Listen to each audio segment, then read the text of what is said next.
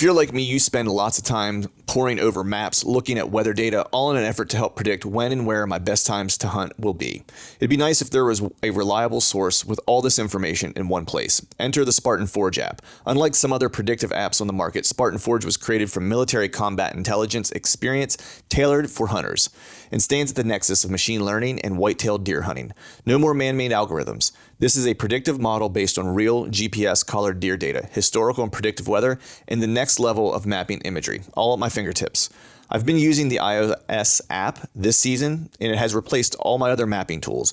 Visit SpartanForge.ai and sign up today, or head to your iOS or Android app store. Use the promo code TRUTH to save some money and download it today. Mobile hunters, if you're interested in upping your mobile game, then head to tetherednation.com and check out their saddle gear. There are a few things you can actually buy that will help you become a better deer hunter or give you the freedom to hunt any tree or any situation.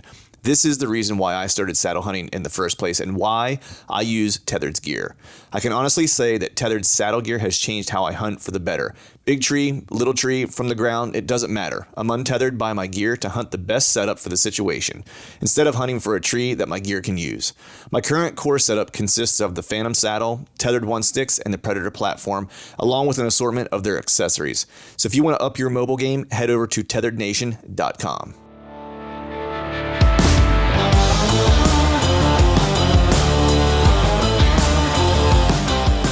Welcome to the Truth from the Stand Deer Hunting Podcast, brought to you by Spartan Forge. I'm your host, Clint Campbell, and you're listening to episode number 332. Today, I'm joined by Dalton Lewis to talk hunting Appalachia mountain bucks and the benefits of hunting with a trad bow. So stay tuned.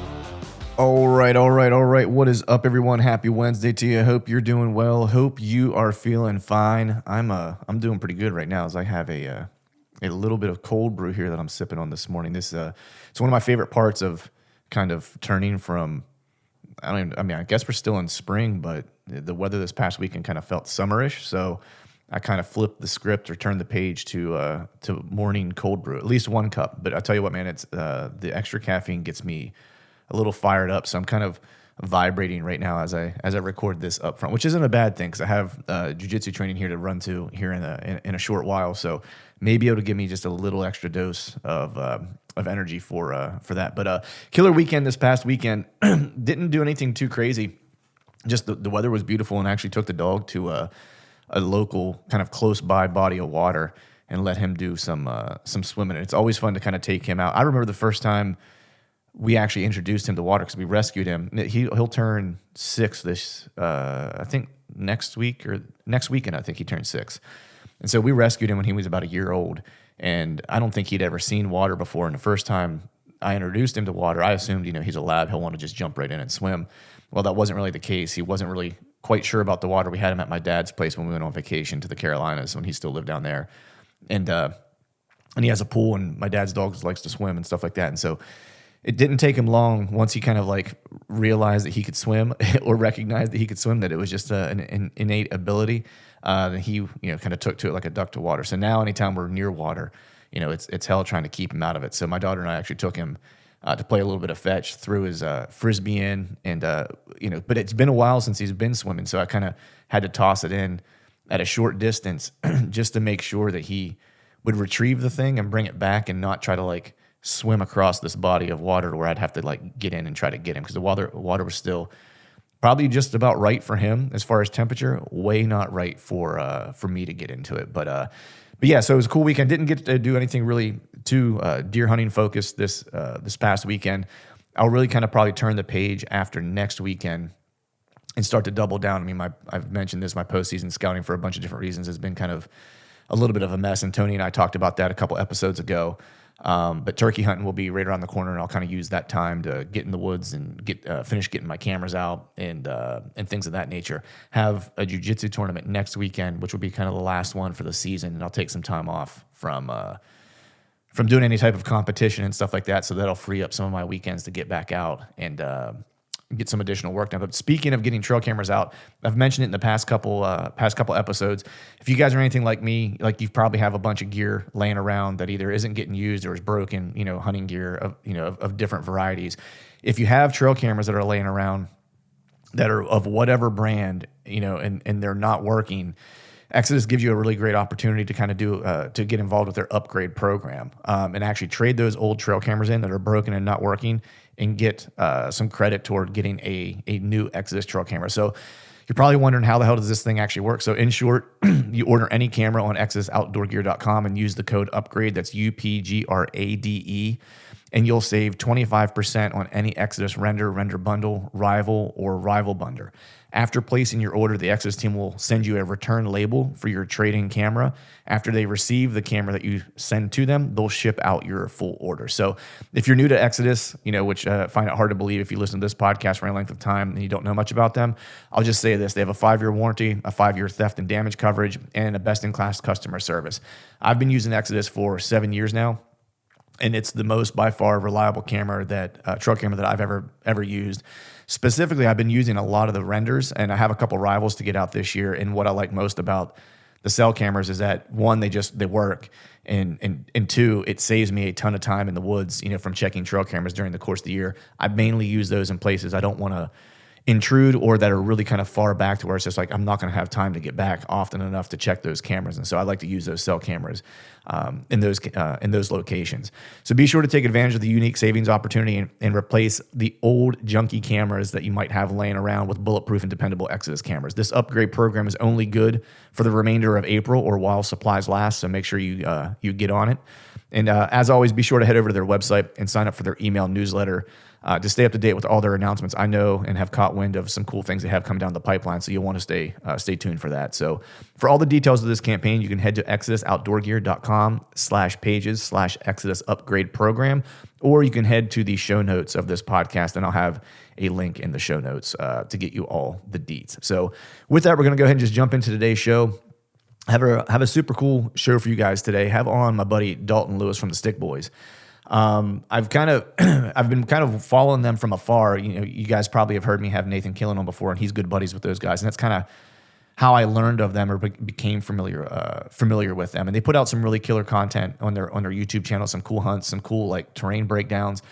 Dalton's, what I really kind of appreciate about their approach is that, Dalton specifically is hunting in an area that isn't really known for great deer hunting, if you will, but he does have great deer hunting, and he does get on some really good bucks, and he's hunting Appalachia country of North Carolina, and so it's not too far, it's not very far removed in terms of type of topography and terrain and stuff like that you've heard Nathan kind of talk about on the podcast, and he's hunting in Virginia, and Dalton just has a passion for chasing, big gnarly, mountain whitetails, and more so, he has a passion for doing it with a trad bow, and he's been doing it since a super young age. A lot of people, maybe make that transition as they get a little, later in life, and he had kind of an epiphany at one point, as a younger man, that kind of really drove his change to traditional equipment. Now, he started shooting traditional when he was very young, and we talked a little bit about that, and then made the full swap, and it's done wonders for his bow hunting game and just how his setups and how dialed in he has to be.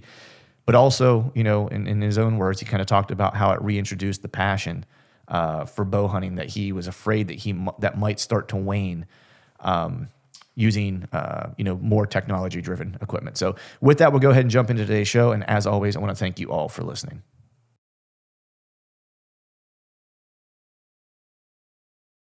All right, folks, welcome back to another episode of the Truth from the Stand Deer Hunting Podcast. And today I got on a fella that he was, so I kind of had to stalk you down a little bit, man. I've been wanting to have you on for a little while, and had to talk to our mutual buddy, Mr. Nathan Killen, to get Mr. Dalton Lewis's number and contact information from the one and the only, the Stick Boys. What's going on, man?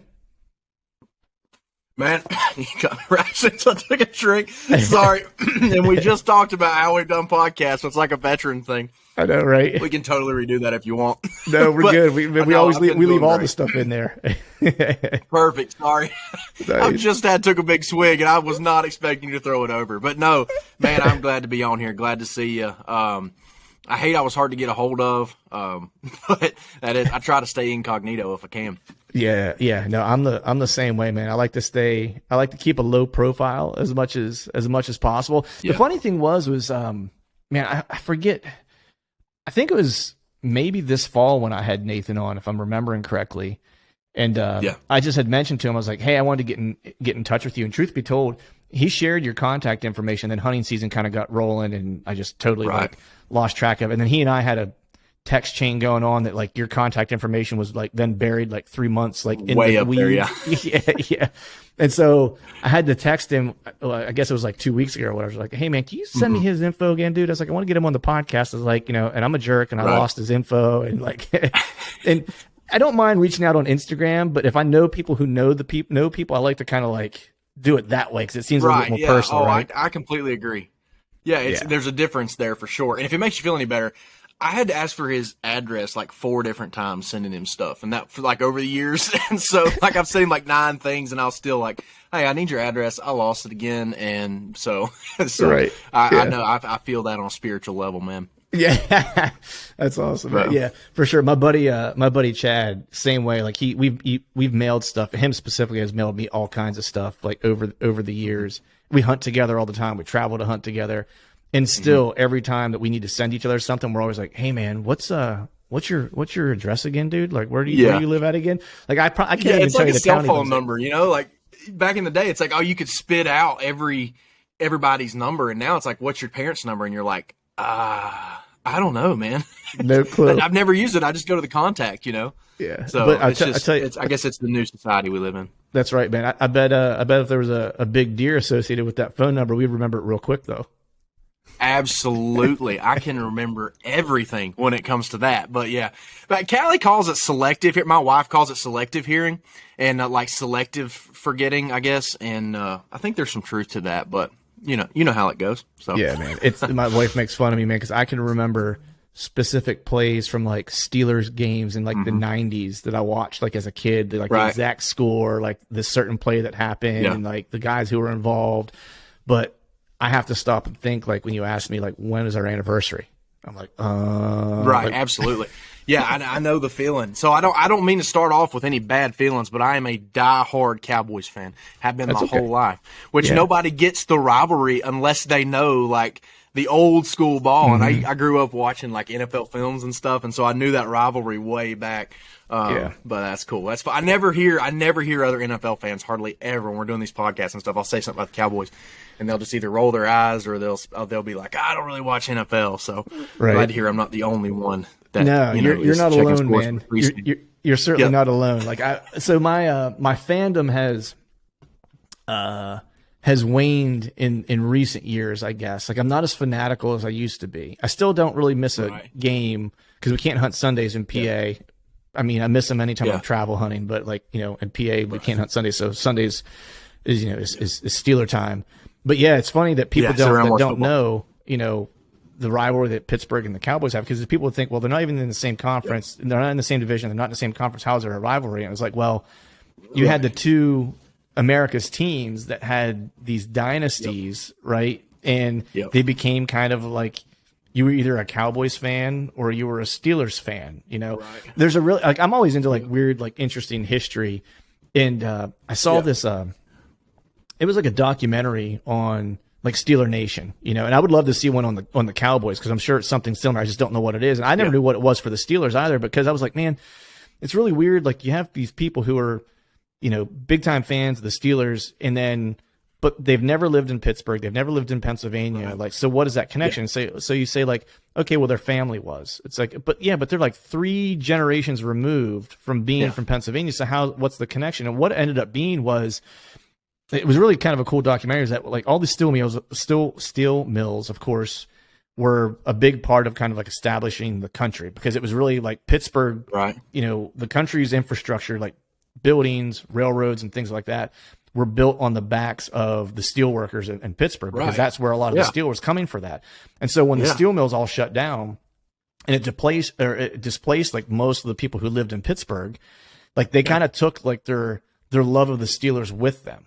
And so it kind of planted these seeds of like Steeler fans like across the country. And so it wasn't just the love of the Steelers. It was like the love of Pittsburgh and what Pittsburgh contributed to the country as a whole, Right. providing all the steel. And so it became more about football, even more about, not even so much about being from Pittsburgh, but what Pittsburgh provided the entire country. And they kind of like, that was like very identifiable for that generation. So they made sure to kind of sow those seeds to like all their kids, their grandkids and stuff like that. And that's really how Steeler Nation was born, was that way.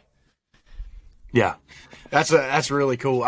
So I went to college. I'm a secondary history education major. So like that kind of thing, man, is speaking my language. That actually one of my favorite classes I had in college was talking about fandom, and it focused a lot in South America soccer. But yeah, that stuff is that's what makes America so awesome. Is stories like that and craziness like that. And when you go back and watch those videos of guys like holding their front teeth and their face just full of blood and like that, that grit and that hard knockness about them, it came from that same kind of drive. So yeah, super cool, man. I enjoy that kind of stuff. Awesome, man. And it's funny now, here we are podcasting, continuing to tell stories, because that's essentially what we do. So I'm curious, man, with your background, that kind of history kind of component, and just, it's because history, of course, is kind of steeped in culture, right? Like that's kind of like where it's kind of birthed from. And so I'm curious from like an academic perspective, when you look at the hunting space and, I guess maybe the fascination of big antlers, right? Because I actually was just literally talking with Tony Peterson about this on the podcast last week, where he's like, you had the 90s kind of time and maybe even like the early 2000s where trophy hunting really was kind of, he didn't say, he might have said kill, but like was really kind of strangling the hunting space, right? It was this like infatuation with big antlers. He was like, and it was, and like more power to him, but it was the Drurys and the Koskis, or I can't remember how to say their name, but like it was the big kind of grow a deer type of like, farms and stuff like that. And those shows that are associated. He said his kind of concern is that same type of mindset now has kind of filtered into like the public hunting space, because, it's like all of a sudden it's like, it was public land and it's like, it's do it for, for reasons that we want to have more of a challenge or whatever the case is, or maybe we're just really invested in public lands from a conservation standpoint or whatever. He was like, but now he's like, you have more and more people focusing on big antlers in the public land space. He was like, and I'm seeing like a similar trend that we saw in like the 90s and the 2000s where it starts to strangle out hunting to a degree. And so like almost from like a cultural or historical perspective, it'd be interesting for you to do like research on that, right? Because that would kind of be an interesting story to see like those through lines. Yeah, I definitely think there's something there, and I can wholeheartedly agree with what he's talking about. That's part of why I use the equipment that I use, is part of that exact same feeling where I had a very real come to Jesus moment where I was like, what am I doing this for? And that, to me, what I identified was it wasn't the antlers, it was the journey, and it was the experience, and it was the chess match, and it was getting beat 99% of the time to win that 1% of the time. And that's what it was about for me, and the whole experience, and not just the end. And I come from the mountains of North Carolina, and we would surprise you with what deer we actually have if they get some age, but we have a rifle season that comes in the very beginning of November and doesn't go out until January. So we're not going to grow giant deer. I mean, with those kind of laws, it's just not going to happen. But what I realized was, even so, what I still identified as a trophy wouldn't be a trophy in other states. But to me, I was just as prideful and just as excited over that as I would be a booner in somewhere like Iowa, or Indiana, or somewhere that's got a lot of big bucks, Kansas or something. But no, I definitely think there's something there, and we always self. I don't know how to explain it. We kind of reset, and I think there will be a point where we reset again. We reset, and everybody got on I've heard people call it horn porn. They got on the huge antlers, like you said, and then it got to a point where it's like, okay, I own 10 acres in, the mountains of North Carolina. Me killing 130-inch deer might happen twice, 3 times in my entire life. I can't hold out for 130-inch deer every year. And so it's either, okay, I either A, quit because I'm not achieving the goals that I want to achieve, or B, I modify those goals and figure out something else. And so No, I think there's definitely something to that. That's a fascinating research project, and I think that you and I both will see that reset where something's going to change. Because something's going to change. I don't think the way we're going is sustainable. Yeah, and that's kind of what he was saying, and I think his fear. And I don't want to speak for Tony, but I think his fear was he could see during the because Tony's been a public land hunter for like all of his life. Mm-hmm. I mean, he hunts on some by permission stuff and things like that. And I know he recently, I think within like the past year or so, bought like a small piece that he does some stuff on, especially like with his girls and his young girls and stuff like that. And I think, what we were kind of talking about or what he had mentioned was that, he could see the reset coming and he could kind of see that the reset was going to be like people are going to kind of get into the experience of public land. But then he also always knew in the back of his mind, because he's been in the space so long, like how long does it take for the same things that are strangling this like public land kind of piece? How long does it take until it comes into the public land space, And then I think where his fear I don't want to say fear, but like I think where his trepidation lies is going, I don't know what the next reset is. Like, because I asked him that. I was literally asking, I was like, what are we going to do? I was like, are people going to just start hunting pheasants? All of us, like we're just going to change completely. And he's like, I don't know. He's like, I think that's the scary part is like, I don't know that there's a natural kind of reset progression, that takes place necessarily. Right. I agree with him. It is scary. I've got an 18-month-old little girl, and it's terrifying to, I hunt public and private, but the private pieces are harder and harder to come by. I'm only 30 years old, but when I was a kid, you could hunt about anywhere you wanted to. As long as you weren't an idiot and you weren't doing stupid things, you could pretty much hunt just about. I mean, there was places where you couldn't, but for the most part, if you went up and asked, they would let you hunt. And but now, it's nothing like that. And it is concerning with an 18-month-old daughter is what am I going to give her? Like, what are we going to, how am I going to teach her this love, teach her this, what I'm obsessed with, when everything has changed so much. And especially somewhere like I live, if we lost all of our private spots, there's only 2 places within 45 minutes that's public that I could hunt.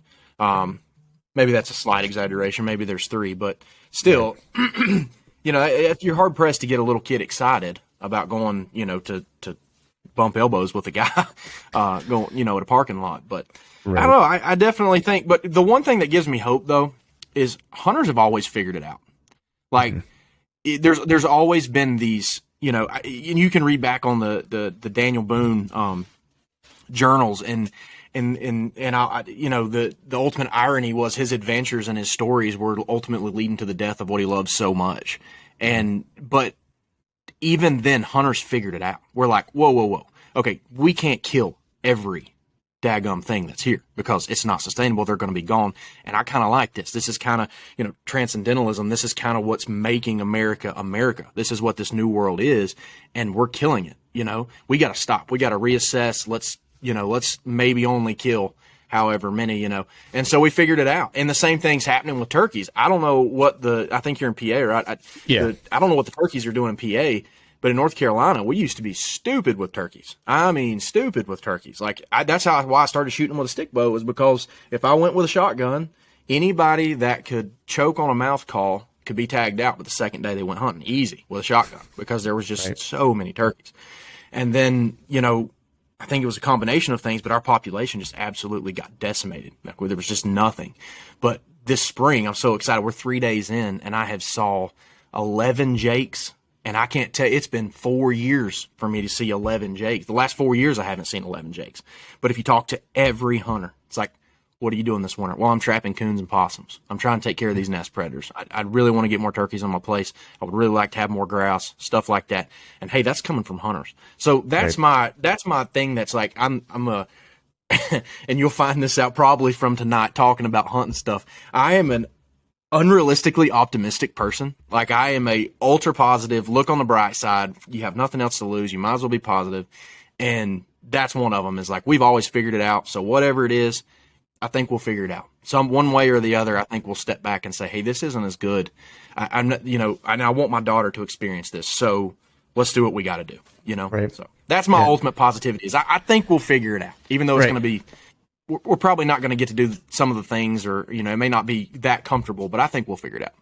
Yeah. I tend to agree with you. I think that, you know, things tend to seem to, you know, figure out a way to work themselves out, you know, however it happens to manifest. I think the one area that does give me concern is just, we're kind of at the, you know, the back end, and I don't even know if it's the back end, but I mean, if you think about people who are growing up, like I grew up in rural Pennsylvania, like hunting was just part of what I did. You know, it was like you turned 12 years old, like you started hunting, you know, and you started going out in the woods with your dad, you know, way before that. I'm a little bit older than you, so, you know, this would have been like the early 90s or whatever. Yeah. But obviously with more and more people coming from, you know, urban areas or suburban areas, right? Like I got into hunting just because I walked out my back door and that was all I did. I mean, I had to go make my own fun. There weren't neighbors to go play with or whatever. It was just like, get the dog, go walk out into the woods and get lost for a couple hours, just be home by dinner. That was it. The life, man. Yeah. You know, best childhood you could ever have. Yeah, exactly. And now, you know, I think there's an increase, of course, of an interest in hunting. I see it at least with like just people that I'm friends with around here, where it's like they find out that you hunt, they express like an interest in, like they like to eat wild game or whatever the case is, and they want to go. But my challenge is always like right now, it's almost like the point of what you said, which is like I want to give them a good experience. I don't have any access to any private close to me. Like my family owns a couple hundred acres back in like central PA, like a farm and stuff like that. But I don't really get back there to hunt just because of the travel or whatever.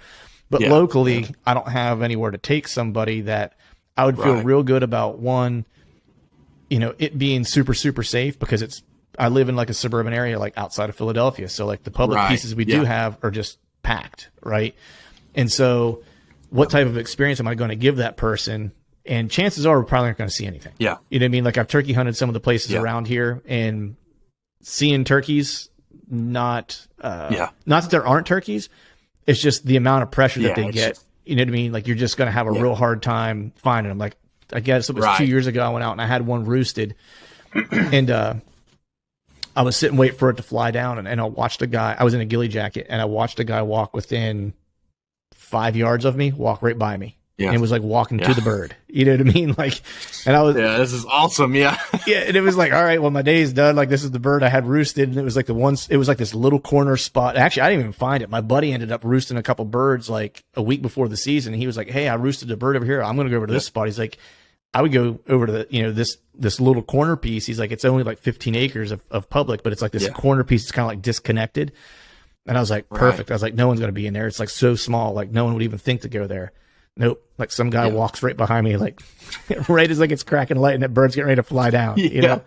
Oh, but, man. and so like, I think about that type of stuff when you're trying to get someone into it, you know, they expect this different type of experience that they've kind of heard of. Right. And I had another buddy that I took out a couple years ago. It was his first time ever hunting. And we did have a small private piece we could take him on. And like that experience was like, he still talks about it. We didn't kill anything, but we saw like a fox. We heard some turkeys. You know, we caught a couple. Just couldn't get anything to commit. And the biggest thing for him was he was like, just even walking in the dark, he's like, I've never walked into the forest before in the pitch black. Like that was new for him without seeing somebody and stuff like that. You know what I mean? And so it was that like, we weren't out, we were still in the suburbs. Like we were, you know, in a small little lot or whatever. But for him, that felt super remote.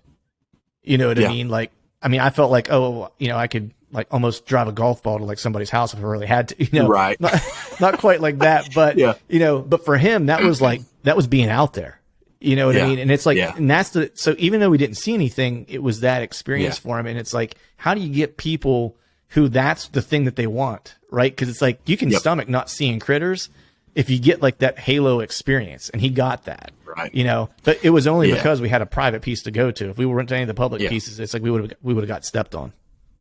Yeah, it's a fine line, because you know the other side of that. I mean, you don't really want them. If somebody is really going to be a hunter, they don't need to have success right away. That is the worst thing. That is worse than getting completely gar-holed, and it's the worst experience ever. And I see that constantly, because I'm a middle school teacher. And I see these kids, their first and last deer is a 140-inch hammer. that their daddy, had nailed down. He, probably coming to a corn pile. They get out on Youth Day on September 28th every year, and they shoot 243 at 80 yards. And it's like your first deer is a 5.5-year-old absolute mountain hammer. And that's the deer. That's their first and last deer. They will not kill another deer because they do not care about it. Nobody cares about that. If it's that easy, it has no value to you. Right. And so there's a really fine line there. That's like, you can't torture them, but you also can't, if you want them to continue hunting, there's a fine line and that's a line that everybody's got to find. Like my daughter, I have laid in bed at night, toss and turn, thinking how I'm going to approach this. And what I think I'm going to do is, I have her in the woods with me constantly, but I think I'm going to just take her with me hunting. And I'm still a shooter, but she's going to be with me and experience everything. And then when she gets older and she understands what we've done, the preparation we put in, the scouting we've put in, then it'll actually mean something to her. And I don't know. That's such a fine line, but it's so important because we've got to pass this thing on. My girl's name Clementine. Clementine's the future, and these kids are the future. And if we don't, and these hunters like your friend you're talking about, if we don't give them some sort of experience or something that they can carry on, then it dies with us. And those numbers are falling off quick, and that's a scary thing too. Talking about the future. But anyways, that's a it's a deep topic, man. That was a deep one to get started with. It with. really is. It is absolutely, yeah. I mean, you might as well, whatever. Right. Yeah. I think the cool. Anyways, thing didn't mean to pull you down some giant rabbit hole. No, it's fine. Like I was just going to say, like my buddy who I took, who had the the good experience, the cool experience. He didn't necessarily start hunting because he was also like, there's a barrier to entry to some of that stuff, and I get it. But he started fishing religiously, and like got into like super into like fly fishing. And it was right after that to where he like got kind of back into the outdoors. He was always kind of like into like outdoor like water sports because he grew up around I think like the Finger Lakes in New York. Yeah.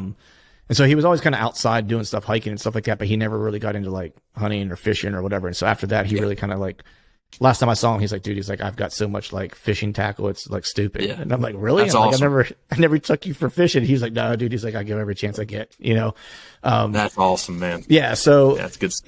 So I'm glad he, kind of took that. But what was more important for me was that, because his wife is a big non-hunter, like against it. Like she was actually not cool with him even going to like on the hunt with me, like the turkey hunt, like in the first place. Yeah.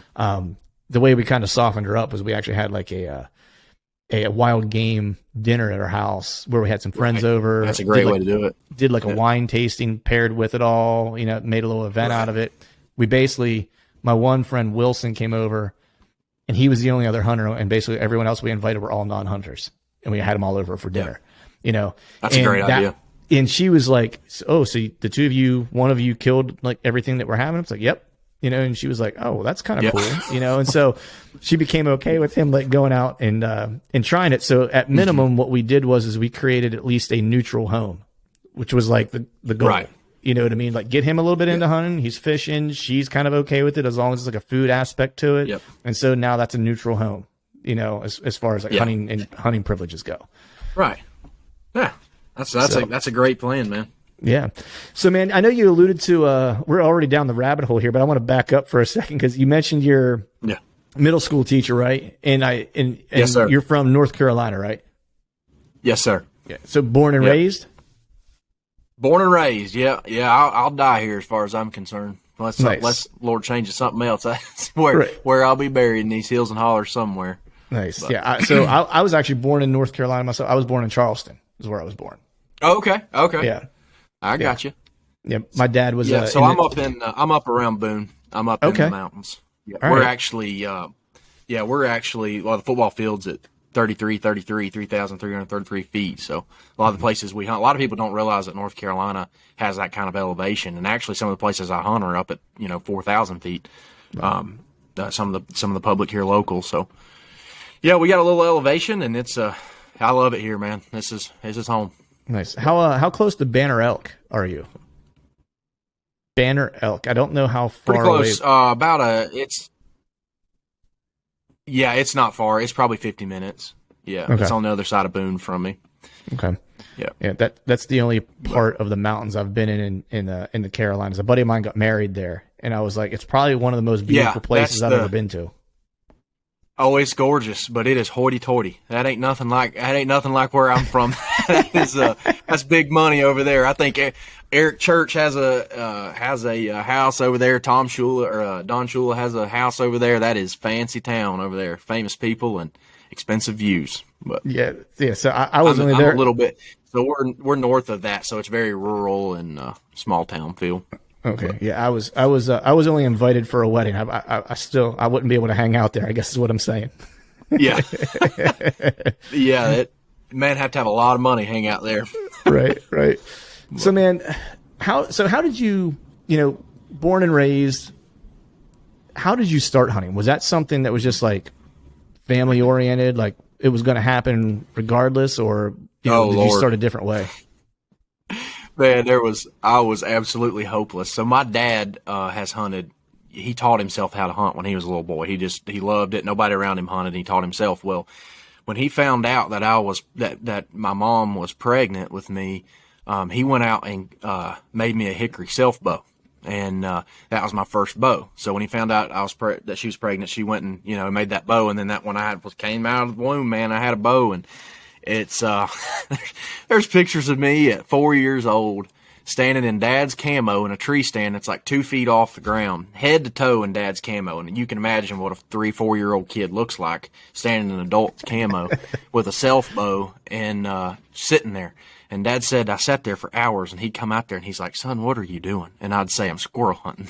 I was in the yard, but that's I never had a chance. There was no option. It's just I don't really know where it came from, but there was never any option. And I don't know in 30 years of life if there's ever been a day where bow hunting or whitetails have not crossed my mind at some point, some kind of game. As sick and as twisted as that sounds, that it's been an obsession.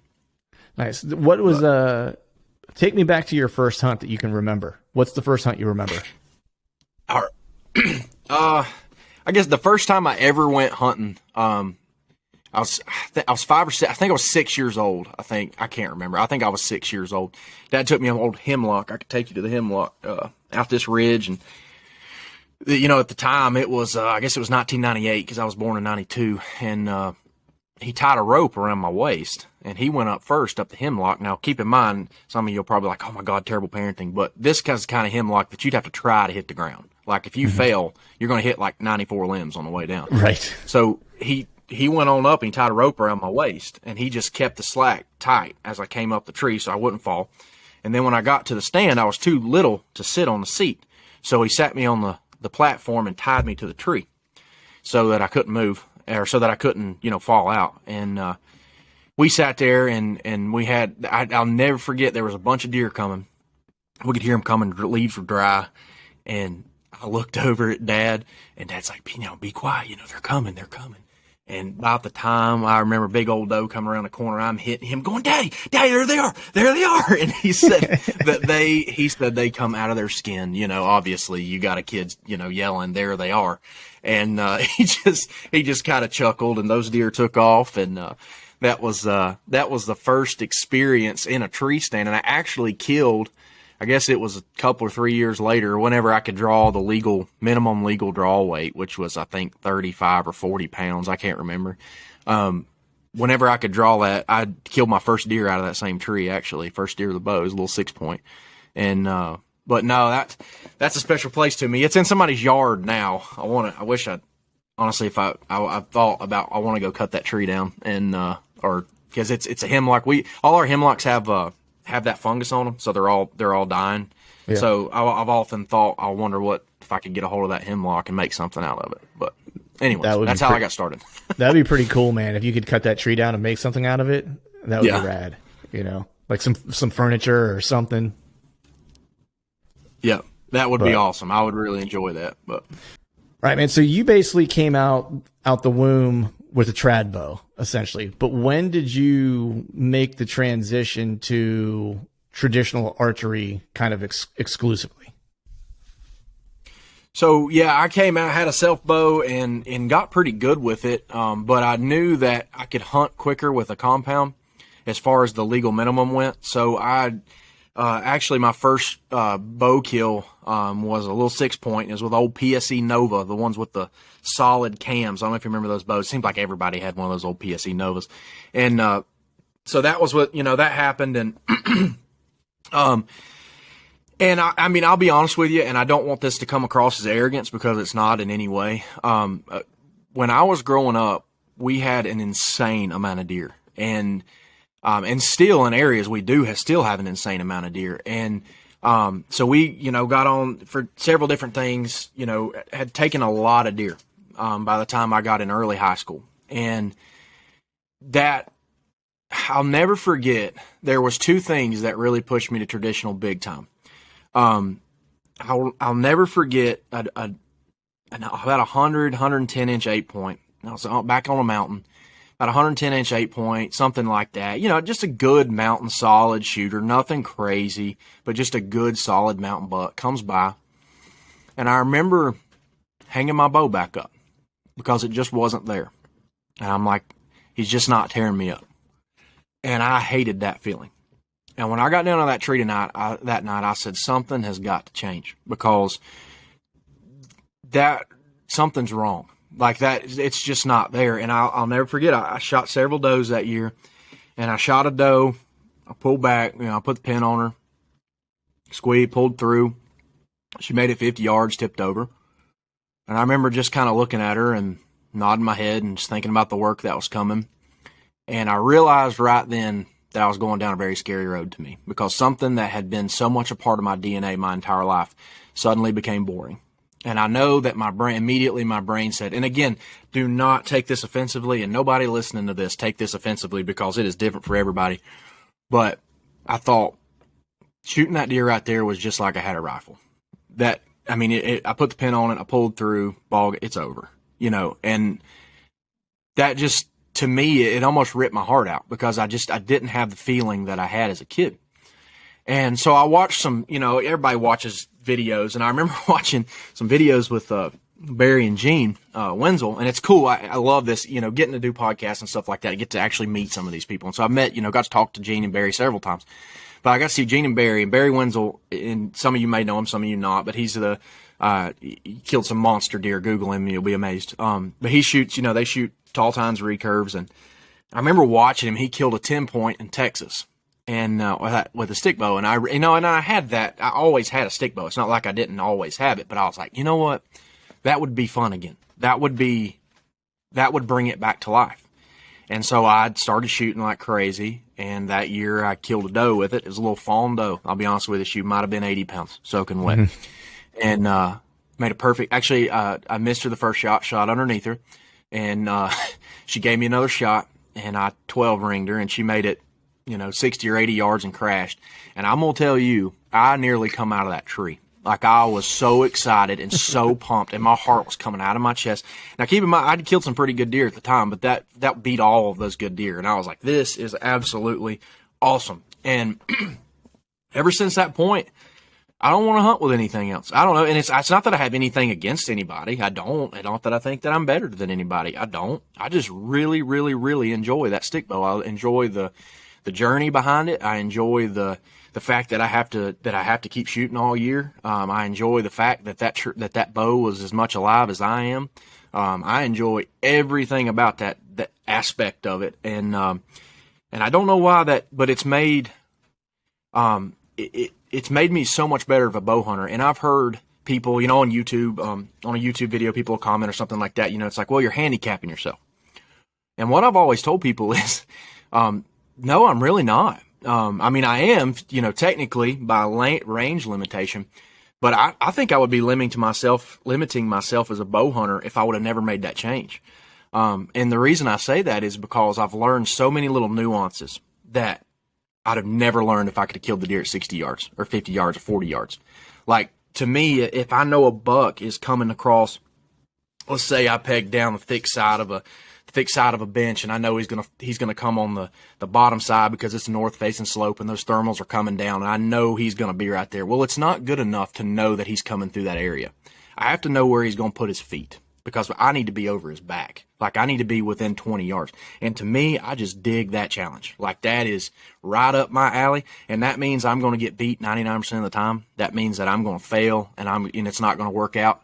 And to me, I love that. Like, that challenge and that extra thing, like, that does it for me. I don't know what it is. And then, of course, when it all comes together, it's fantastic. And, but like I said, it's not about that for me. It's about the journey and the experience. And I get, I'm sitting here smiling thinking about it because I don't know, I get ate up with it. And, that started me down the road of chasing turkeys with one as well. And it's the same concept. I'm getting them into 4 or 5 yards and I just love that. Like, that's part of it. I don't know. But again, I don't have anything. I feel like a lot of times traditional bow hunters get a bad rap as being elitist. And I'll be honest with you, some of them are. Mm-hmm. But I don't ever want that tag, because that's just me. I'm a weirdo. I know. I like to make things more difficult than it is, but I don't know. I enjoy the heck out of it, man. And that's what I go by. If I ever quit enjoying it, I'll figure out something else, Right. Yeah. I mean, my buddy, I had him on the show. His name is Michael Verde. He was, he shot, for years, like a compound, and he got the yips, essentially, where he was making bad shots. And he was always killing good deer. He's just like one of those guys, like, he's from New Jersey, not a state that's known for big deer, but he manages to find big deer all the time. Right. And he switched to a traditional bow. I want to say this was like, I apologize to him if I'm getting this wrong, but I want to say this is maybe his 4th year or maybe his 5th year with a stick bow. I think it was maybe 4. I want to say he's killed something like 6 like hammer bucks in 4 years with a stick bow. Like, his rate of killing good deer skyrocketed as soon as he started shooting a stick bow. Well, there's something to that, and I'll be honest with you. And again, I feel like somebody may take this offensively, but I think there's something to that because you have to be better. I mean, you have to work harder. Like, and that's only going to make you better. If you go to an NFL practice, we're talking about the Cowboys and Steelers. If you go to either the Cowboys or the Steelers football field, you will notice that the uprights in their practice field are like half as wide as the uprights in a real live NFL game. Yeah. And that's because if they can hit the little one, they can hit the big one, right? Yep. And traditional bow hunting to me is the exact same way. It narrows everything down, and it takes so much more. Like, it's so much more in depth. And for some people, that's a huge turnoff, because they don't want that. They want every opportunity they can get. And I don't blame them for that. But for some people, that just adds more to it. But I'll be honest with you. The best bow hunters, I know a lot of really good bow hunters, and a lot of them, they will tell you the same thing, that it's just that they love that journey, man. And they love that. And I bet you he would say the same thing. It's just fun too. Like, we did a workshop with Timber Ninja here a couple weeks ago, and there were like 6 or 8 traditional guys there. And of course, we brought our bows with our judo points. And so like every 10-minute break we would run out and giggle like little schoolgirls to grab our bows and go shoot dandelions in this wedding venue's yard. And we're just like, I mean, Nathan Killen's one of them. Like, grown men, all of these guys have killed big deer, and we're just giggling and laughing, shooting dandelions and shooting at them and who can get closest or whatever. And you would not believe the amount of guys that came over there, and they're like, first of all, what is wrong with you people? And number one, can I play with that? So it's just fun, man. I guess that to me is part of it as well. It's just, you can pick up a stick bow and shoot all daggum day. Like, you can just shoot and you'll grin and laugh and grin and just keep shooting, and it's fun. And, with a compound, I never really had that. Like, I would get it tuned, I'd get it dialed in, and, I would shoot. And it's not that I didn't enjoy it, but it's not that I'd shoot it all day. I'd hit the same spot a couple times and be like, well, that's good enough. So yeah. My buddy, my buddy Todd keeps like edging, because like I've talked about this a couple different times on the podcast, and so my buddies who do, hunt with traditional equipment are always kind of like nudging me, like, hey man, you've talked about it a couple times. When you gonna make the switch? And my buddy Todd's like, dude, I got an extra bow. It's in my shop. Yeah, I got it all dialed in, waiting for you. Like, I cleaned it up. Got her all ready. Yeah. Like, she's just waiting for you to tell me when you're ready, Yep. And I don't really have a reason not to. I don't have a good reason not to. That's it. I guess I should just stop right there, because the next thing after that is me trying to come up with a reason not to. No, I agree. And I'll be honest with you. When I first made the switch, I would take my compound, and my bow and my stick bow. And I kind of had this thing where it's like, well, if a big deer comes by at, 30 yards or something, I can still make the shot. And I did that for like a few hunts. And then I realized, that I would rather just not have it, if that makes any sense. No, 100% makes sense. Go through all that and to not, like, I was okay with that deer coming by out of range. Like, I'll be honest with you, I had a buck here locally. Big old 5-6-year-old kind of deer, had a couple years of history with the deer. I had him dialed. I mean, I was in his bedroom. I was extremely careful with my entry and exit. I knew exactly where I had him, was just, oh man, this is just my favorite buck to hunt. And I had him under 20 yards 3 different times, and I never killed that deer. And because one of the times it got dark on me, one of the times I couldn't get an angle, he was chasing a doe. And the third time I had him at 24 yards. I needed 2 more steps. I mean, I'm like putting tension on the string. Cameras are rolling. Everything's great. And a spike walks underneath me and bristles up at that buck. I have no idea. And this is probably 115, 120 inch buck, but he's a big mature buck. He's just not got the genetics that a lot of bucks do, like in the Midwest. Big old mountain warrior. And when that spike bristled up, well, you can imagine what he did. He bristled up and walked right to that spike, and I couldn't get a shot. And I sat there, and this was during muzzleloading season, actually. This was during gun season. I hung my bow up, and I always talk to my wife in the stand, and she's like, well, are you disappointed? And I said, no, I'm really not. I'm not disappointed. It just wasn't meant to be. And that, I could have killed it with a compound. I could have killed it with a muzzleloader. I could have killed it with anything other than what I was hunting with. But that was just part of it. And that journey was just, I was talking to Alan Altizer, good friend of mine and Nathan's. And that's the first thing he said. He said, well, you won. He said, you won the game. He said, the deer, you didn't take the deer home, but you won the game. He said, hang your head up high. He said, you did all you can do. And he said, that's, be proud of yourself. And I was. And I really enjoy thinking back on that hunt. Even though his antlers aren't behind me, I'm okay with that, So I think that's part of the game that a lot of people got, we have people message Sick Boys accounts all the time, and it's like kind of the same thing. What do you think? And I always tell them, picture your dream buck walking by at 35 yards, and you can't get a shot with a stick bow. You can't shoot that far. Are you okay with it? Or are you throwing that thing out of the tree? And that's just a real honest answer. You got to think, you know what I mean? That's the question. And if you're okay with it and you're like, well, I'm in it for the experience, it didn't happen, then, you're ready. And if you're like, no, I'd throw that thing out of the tree and cry a river, then, you're not ready. There's nothing wrong either way. I mean, I feel like, again, I don't want to come across as like an elitist snob, because I know that trad guys get that rep. And sometimes, believe me, I know it's deserved. But I don't want to come across as that at all. But. No, and you're not. I think it's helpful, like if people are thinking about it, to kind of have the right perspective. Because I know for me, one of the draws for me to want to eventually at some point, shoot traditional equipment is I've started kind of going to Kansas as often as I can. Like I love hunting my home state of Pennsylvania. I love hunting the different states that I've been to, but there's something about the wide open plains in trying to spot and stalk them on the ground is just like, I don't know, man. Like it's like a drug, like for me at least, you know what I mean? Like having that kind of experience where I can see one, try to figure out where he's pinned down at, and then try to go get him, or outsmart them and and get into the right draw, because they're cutting those out. And I know they're going to want to come to this draw, like whatever the case is. And I just have this, I think the pinnacle for me, or not the pinnacle, but like the experience that I'm kind of chasing, I think right now to a degree, is doing it on the ground in Kansas, because I've had I guess 3 really good opportunities the past 2 seasons that just didn't work out. And like the end all be all for me would be to do it on the ground in close quarters with a stick bow.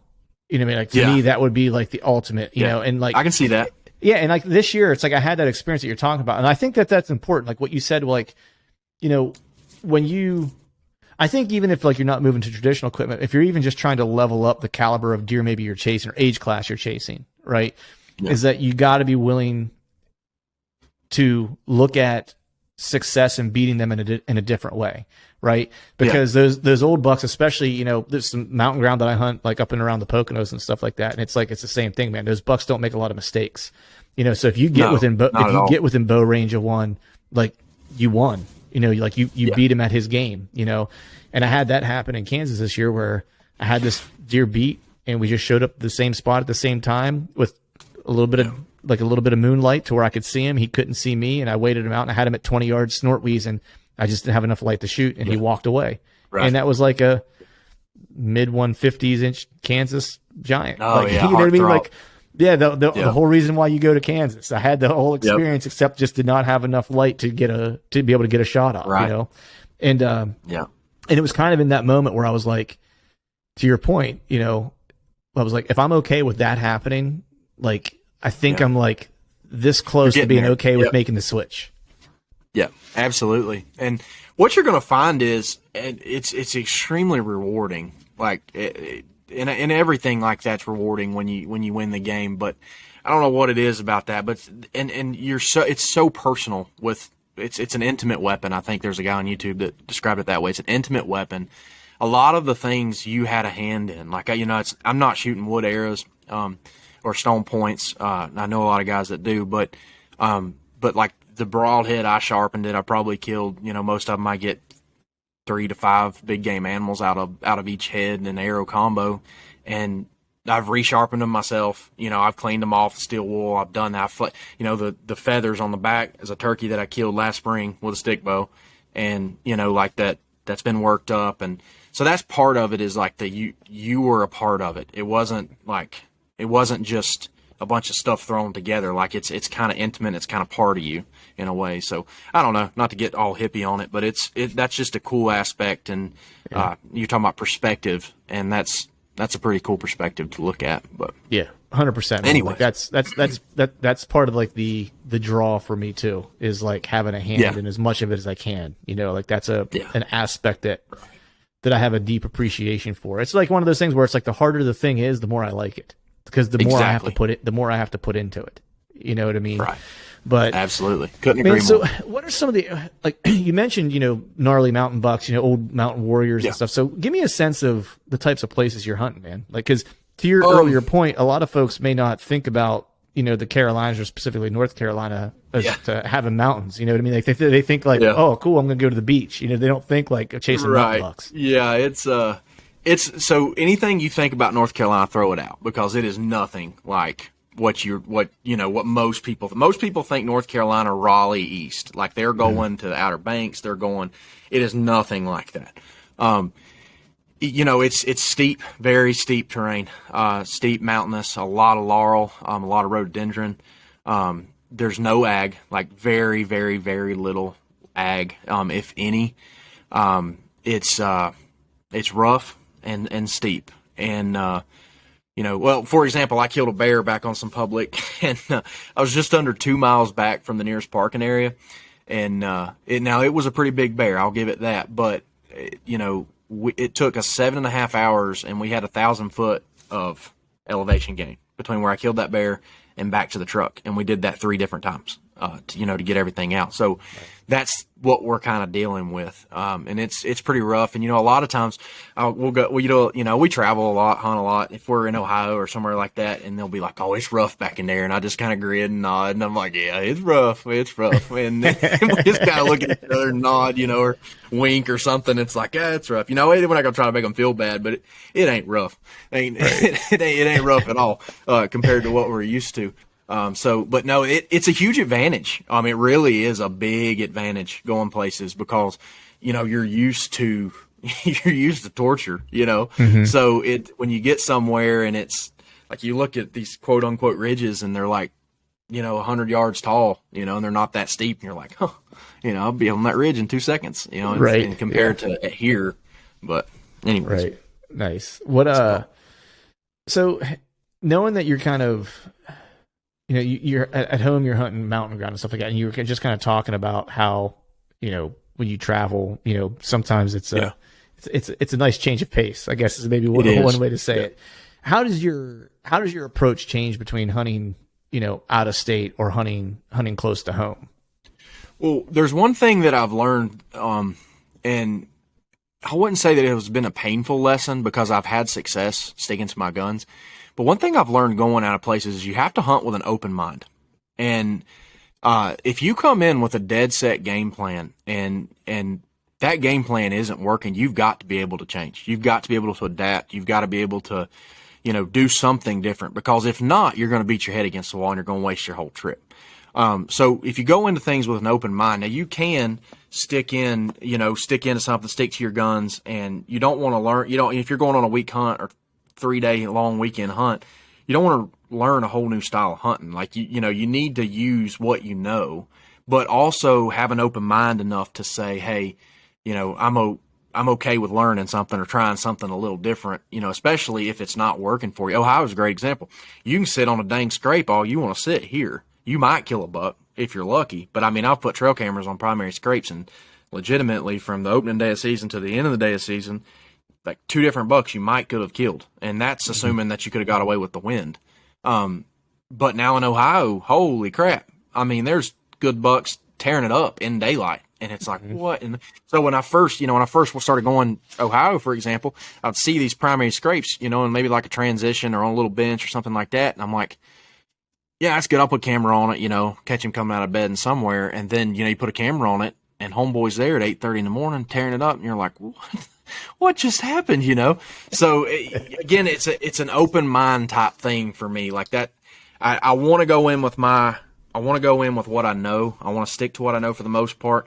But I also want to go in with an open mind. And that's been a struggle for me, especially on flat ground. I hate hunting flat ground. I'll just be straight up tell you, I despise flat ground hunting. I have a really hard time with it. It doesn't make sense to me. It does. And if you look at it, there's always some type of terrain. There's always something to move the deer. But I struggle on flat ground. I really like finding places. Like this year we hunted Wisconsin. We hunted with the Hunting Beast guys, Josh and Dan Infalt out there, and we actually were camping at one place in Wisconsin, and we were driving an hour and like 20 minutes to hunt because we found some public that had terrain. And I was like, if we got 3-4 days here, I want to hunt what I know how to hunt. And so we would drive back and forth to camp, and it took to the second or third day where it's just like, okay, there's not as many deer there in this public we were going to. We need to change gears. We need to try this, this river bottom hunting. And what we found was, it worked out better. So open mind. Had we had a more open mind, we would have been in a lot better shape there. But we weren't. So right.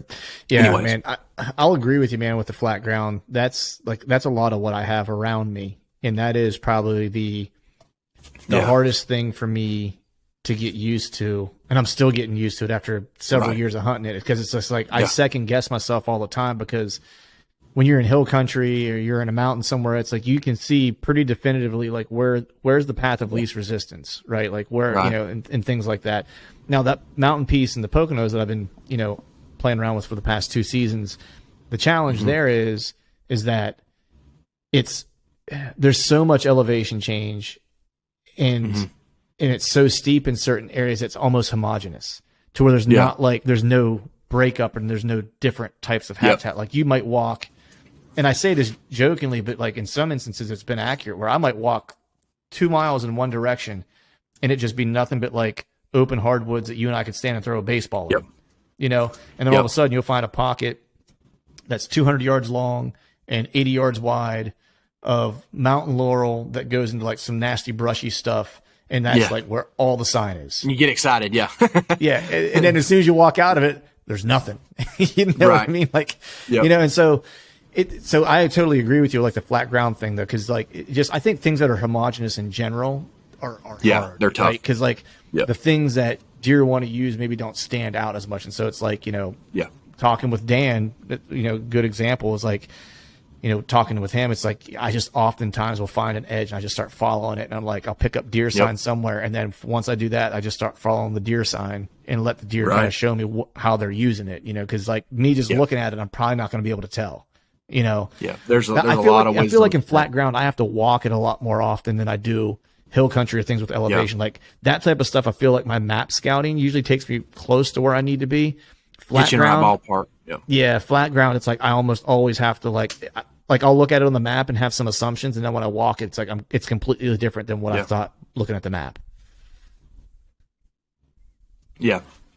And one thing that I've always found to be true, there's always something, and it may be housing, it may be, down on the other end of the state, if you got, sometimes it's a foot, it is literally 12 inches higher, but that's the high ground, and you're going to find sign on, and like, if you can work with that, and it's, it's difficult to find. And to your point, I think it does take more walking for me. It takes more, I don't get it. It's not as natural because I didn't grow up doing it. But yeah, it's a different style hunting, and I got a lot of respect for those guys that, are really good at that kind of thing. And Dan's one of them, because there's an art to it. And I mean, and to be honest, I think if I grew up in a different area, and if you grew up in a different area, we might see it exactly the opposite, because I hear guys that's like, I don't understand mountain hunting. I don't get hill hunting. And I'm like, well, it seems really simple. Show me a map. I can show you where some deer are. It may not be the kind of deer you're looking for, but I can show you where some deer are. So, yeah, I think it all just comes back to what you're used to. And when, and back to your question about going places, when I go places, I try to keep that in mind, because you've got to be realistic with what you're doing. If you're on a time schedule and you've only got so much of it. And if you're trying, if you can find something that or you can apply, it's going to help you a lot. Like Ohio, I mean, I'll be honest with you, those little cute ridges and hills and hollers and things like that, they're just little miniature versions of what I grew up hunting. And so it's really easy to hone in on, and if put stuff there. And anytime you can add 2, 3, 4, 5, 6 different things together, whether it be a transition, a bench, a little ridge, high spot, some low ground. If you can add several things together, you're in really good shape. Like if it's just one thing, but if I can get 4, 5, 6 things together in one spot, then I feel good. Then I'm in really good shape, I feel like. Yeah. So. I think building those analogies for yourself, right, is really important when you're going somewhere new. Like for me, I remember, the first year I was going to Kansas, looking at maps and stuff like that. And it's obviously, I mean, there's a lot more undulation to the ground out there than what people think. You don't get ridges or whatever, but you'll get like little rises and stuff like that. And it'll be like 3 foot drops and stuff like that in certain areas. And I was looking at maps and I was starting to get frustrated because I couldn't get out there to scout or anything like that. So I was just doing all map scouting before I was just going straight in. Yep. Yeah, just going to go in blind and try to figure it out. And I was talking to Eddie Claypool, and he was telling me about, just kind of looking at those, essentially like the drainages or deep cuts that they have like in the middle of like these CRP fields and stuff like that. And he was kind of explaining them to me, and it dawned on me all of a sudden. I was like, cause he was like, he's like, you get into these drainages. He was like, and there'll be like a little break off to the right or a break off to the left. He's like, they're usually not in the main drainage. He's like, but if you get to the end of like a deep drainage, he's like a brushy end. He's like where it kind of splits off. He's like, those splits are where, the bucks want to spend time. And I was like, wait a minute. I was like, that would be like a secondary ridge. He was like, he's like, I never thought of it like that. I was like, so that drainage is just an inverted ridge. And he's like, basically, like, yeah. I was like, so those bucks are in those secondary drainages, which are secondary ridges. And so as soon as I figured that out, it was like, boom, it started making a lot more sense to me. But it was just like one little thing. Right. And I'll tell you, I'll be honest with you. There's something that I've said a long time. There are 2 different types of people in this world. There are hunters and there are killers. And if you are a killer, you will find a way, and you will make it make sense somewhere, somehow. And they say it all the time, 90% of the guys, or 10% of the guys kill 90% of the deer, and that's the guys, and you figure out stuff like that. It's like clockwork. And some of the, I don't think, like for Nathan Killen, for example, I don't think he's ever been elk hunting in his life, but I bet you $1 if he goes 2 years, he'll probably kill one. That's just, I mean, I've never been elk hunting. I can't say that for certain, but I'd put money on him. Just right off. I wouldn't bet against him. No, I absolutely would not. That little, I mean, he will get in there and he will make it happen. So, like I said, you take some of these guys and you put them in those situations, and like I said, you're going to figure it out. I think. I think that's it. But anyways, that's what I've found, or at least the guys that I'm around. So right, man. You mentioned primary scrapes, community scrapes. You know, people call it all kinds of different things, but I'm curious for you. You know, from your perspective, like, do you especially in the mountains, are you? Well, I guess 2 questions. What time of year is your favorite time of year to hunt? And then second part of that is when you're talking about scrapes, ones that you do find that are active, right? Because I know, you're a lot of pressure, most likely mountain area, probably deer density isn't like astronomical. Right. And so scrapes probably aren't getting used a ton during daylight. Right. But have you noticed any small, like 2-3 day windows around certain scrapes? Or if there is there a 2 to 3 day window where if like you are going to focus on a scrape, like this is the 2 to 3 day window where I know like that's the shot? So when your first question was, you asking what time of year I like scrapes, or what time of year I like just what time of year you like in general? Like if you're going to start bow hunting, like what time of year is your favorite time to bow hunt? Man, I'll be honest with you. I used to love the rut, and I mean, if you go on YouTube, Lord's blessed me pretty good on some rut hunts and done well there. But anymore, I've got to where I like that early season more than anything. Our season comes in second Saturday in September, and I'm going to tell you right now, more big deer get killed between the second Saturday in September and October 20th than, I mean, they kill some big deer. And here lately, that's when I've got on the biggest deers. And last year, I got an opportunity, the biggest deer I've ever had an opportunity at in any state, here back in the mountains. And oh my God, I could puke even thinking about it. Still, I can't even. If Nathan listens to this, him and Alan are going to roll their eyes because they've heard this a million times. But that early season, I have heard Alan talk about it enough, and I think he is dead on. There's something about October 14th through 16th that is weird. I don't know what it is. Every year we see good deer 14th through 16th, right around the beginning of the season.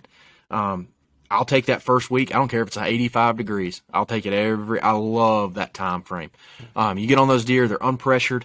We're hunting primary food sources. If we got, if it's a good white oak year, if it's a good red oak year. I've been on a lot of big bucks on chestnut oaks. For some reason, chestnut oaks I've done well on. I know some folks will walk right by a chestnut oak, but I really like a chestnut.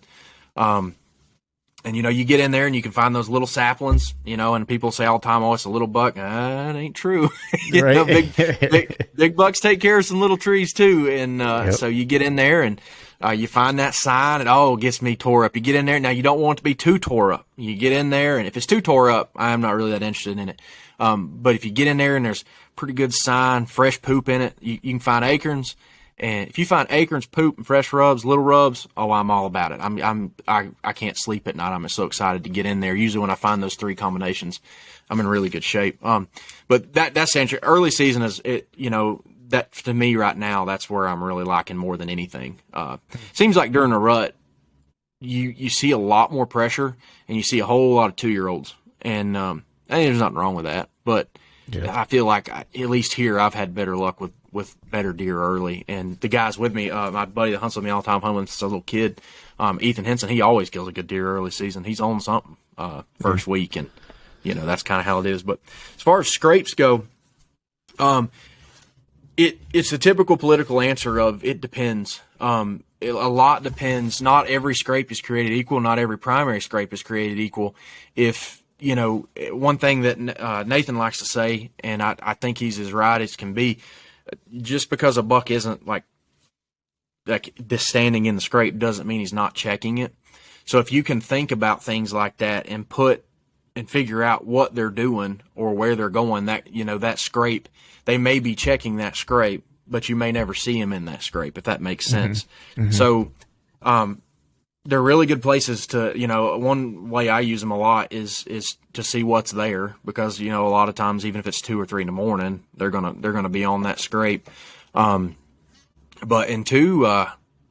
lately I've noticed a lot of early scrapes. I'm talking late September that have been very productive, very productive. I don't know why.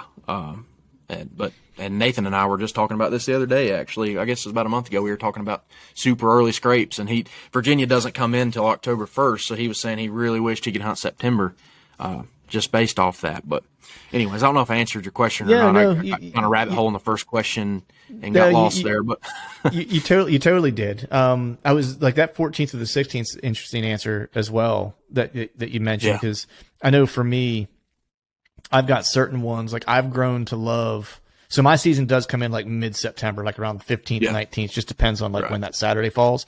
I've grown to kind of really love. I've had in PA, I've had like the best encounters the past 2 years on these new pieces I've been kind of fooling with on the 18th both years. And the year prior, it was the 16th. So 2 years in a row, the 18th and then the 16th the year prior, to where it's just like the deer that I knew was in the area and I wasn't sure where exactly he was going to be. Like, and I've talked to my buddy Greg Litzinger about this too, where it's like we've typically seen, at least around here, because he's in Jersey, so he's not far from me, that typically the more mature deer that's in that particular area of that scrape, that community scrape I might be monitoring, the more mature deer in the area will make his first mistake in daylight between like the 16th and like the 20th or 16th and 21st is like what we've kind of seen. And so I've kind of prioritized those dates. The early September thing is interesting because I saw that play out specifically 2 years ago on a deer. I'll have to text you a picture or a video of this deer. It was for around here. It was a deer that like, it might be like a one time that you might ever see a deer in like a suburban area, but like this general area that gets as much pressure. Like he was just kind of a freak. And I had him on a scrape at the very beginning of September, and I wasn't real sure why. And I had watched this scrape for like 2 years, but I really didn't put the puzzle pieces together because the first year I watched it, it got activity during the summer, and I knew it was a primary scrape just because of the activity it was getting all year round.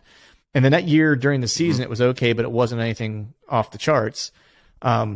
Right. The following year, I saw this deer show up. There was a big deer that was on it the year before, but then the following year, this like hammer showed up, and I was kind of watching him. And I should have went in and hunted him earlier, because when I finally got in there, what I realized is like that scrape, along with a couple other ones I had been kind of watching, white oaks out the wazoo in that area. And that thing was cracking from like the first week of September all the way to that's October 1st, roughly. Like it took him like a good solid 3 weeks to hoover up all the acorns that were in that area. I'm saying that wrong. I know acorns, like, sorry. It's as broad as it is long. I say acorns. A lot of people say acorns, tomato, whatever. As long as we can agree that it's the Appalachian Mountains, because I swear to Bob, if I hear people say Appalachian, I'm like, oh God, Appalachia. No, I'm with you with Appalachia. There's an invisible T there that you got to throw in. So right. But like the September scrape, I see the same thing. And a lot of time, what I've seen, at least for me, at least, it's been food related. That's the thing that I've kind of really noticed. That those ones that are like not just close to doe bedding, but close to doe bedding, and that there happens to be a primary food source during that time of year, like that's the thing that's going to make it pop off. Yeah, I would agree. I for some reason that early September, that's what I dream of. Now I know a lot of guys are like, I'm considering taking a lot more time off of work and like kind of skipping the rut thing. Like I know this sounds backwards, to hunt in the first week of the season, the first 2 weeks of the season, because that's when we're getting our opportunities that are big mature bucks. I mean, it's not that we don't get opportunities outside of that, but it's just like, I don't know, like last year, this one particular buck, I'd found a chestnut oak, and it was on the top side of a saddle, and I had a really good access plan. I got in there. I knew there were good deer in the area. I mean, I'm talking, thigh size rubs in the area. And I knew there were a couple hammers in there, and we had trail cam pictures of one of them. And so I got in there, and I even said to the camera, I was like, he's gonna work across this saddle. He's gonna J-hook into the thermals underneath this chestnut oak, and I'm gonna shoot him right there at about 9 yards. And as soon as I said that, I started like laughing. I'm like, at least that's what I want to happen. We'll take whatever. Right. And it's a pre-roll. I'm just being goofy. Dude, he did exactly that. He came across that saddle. He worked his whole way in, and he J-hooked right underneath me at like 9 yards. And I just blew it. I just messed up the shot. And I just shot an inch forward and hit him in the shoulder, or 2 inches forward, hit him in the shoulder, and didn't get any penetration because it was one of them deals. I don't know, not really going into all the kind of craziness, but it was one of them deals where there was nothing vital. It was low, way low and forward, nothing there. Trailed him for a long time. and it was hard to trail with my tears, my boots were slipping on the mud from my tears while I was just trailing him, and that's the dream hunt. And that was on October 6th last year. And, that was, oh gosh. And I can't wait. Like right now it's turkey season. I've turkey hunted all day, but I promise you, I was dreaming of September today, looking at different stuff and different trees and wondering if the acorns made it through the cold snap, and stuff like that. But yeah, anyways, no, I'm getting to be where I would rather hunt early September than anything in the world. Yeah. But I'm getting to the point. And there's something about that like new season where you're not burnt out yet. So it's like you just love every second of everything, and you're just like, oh, this is the greatest day ever anyway. We're finally getting to hunt. This is awesome. And I don't know, just something about the romance of September. So what were we talking about? Sorry, guys. We had a little technical difficulty there. Our internet is just not being here in Pennsylvania. Doesn't like us. So we'll try to pick things up. So I think what we were talking about is you mentioned that, that early part of the season, especially September, is really that kind of time frame where, you're really kind of enjoying it. And what I was going to say is that I've kind of started swaying that way to where I try to get most of my hunting in PA in that September, October, early October time frame. And then I usually take my rut trips somewhere where I need more so luck to be on my side because I don't know exactly what's happening wherever I'm going, and so that's kind of how I break it up. So I don't think you're crazy at all. I think what your plan is kind of makes sense. Yeah. Yeah. I don't know. That's, I'm really thinking about that, and it's, and I'll be honest, a lot of it too is I've got a little girl, and that's a good time, like doing that kind of thing. Luckily, our season opens early, so I'm staying here close to home, and I don't know, there's just something about coming home and sleeping in my own bed, and we go places, and I have no issue sleeping in my truck or sleeping in, a little tent. I do that all the time, but there's something about it, coming home and killing one and seeing her face when it's on the back of the truck and pulling that heart out and cooking it that night is just, something about it. Anyways, makes me dream of September. I won't be able to sleep tonight after this conversation.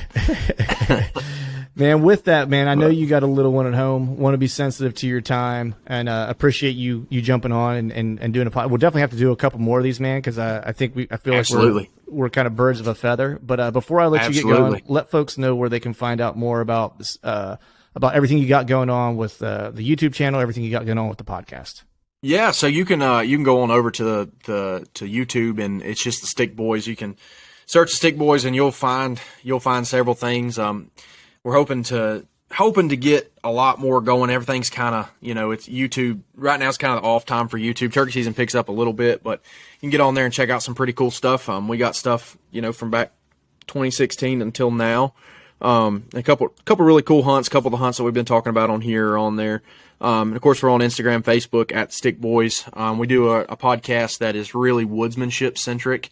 So like our main sort of thesis is to get away from the gadgetry and the craziness that turns in, the Night and Hail, like acorn cruncher type thing, and get more into the nuts and bolts of why these deer are doing what they are doing. Like why, how do these thermals work? How does this wind working with the thermals? How are they interacting together? And how does he know what that's happening? So where can I kill him? Knowing all that kind of thing. So that's kind of what we work with all the time. That's our jam. That's what we talk about.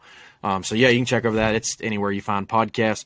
But yeah, any of those, and I'm Dalton Lewis on there, just on all their social media. But we try to do everything. I do everything hunting stuff through the Stick Boys, and you'll see my buddies on there. You'll see Nathan on there. Nathan's with us. He's part of us. He's a Stick Boy, so he puts some hunts on there, and we have a good time. We got a lot of exciting stuff coming up this summer. We try to hold back like half of our videos for the kind of lead up to the season the next year, if that makes any sense. Mm-hmm. So we got some exciting stuff coming out, some cool hunts. You can watch my dad shoot at a turkey 3 times yesterday. He actually hit it all 3. The first shot was really good. Or no, I wouldn't say really good. It was pretty good. And he shoots a longbow too. And this thing was, it was a long shot. I'll give him credit. It was every bit of 3.5 to 4 yard shot. And the first arrow hit him pretty good, and the thing just kept fighting the decoy. He was so tore up. So Dad like shoots him again, but it was like hand grenade with the hand pulled, like he was just shooting, and he hits it low and right, and it just goes right back to the decoy and starts fighting. And the third arrow, he hammers it, And so we got some really cool stuff coming up. I'll have to send you that video. It's hilarious watching him just grab arrows, shooting at it. It's awesome. But anyway, so yeah, you'll check it out. We try not to take life too serious because ain't none of us getting out alive. You know what I mean? Right. So.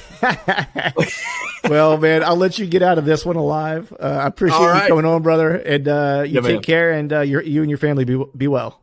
Yes, sir. You too. Good to be on. Have a good night.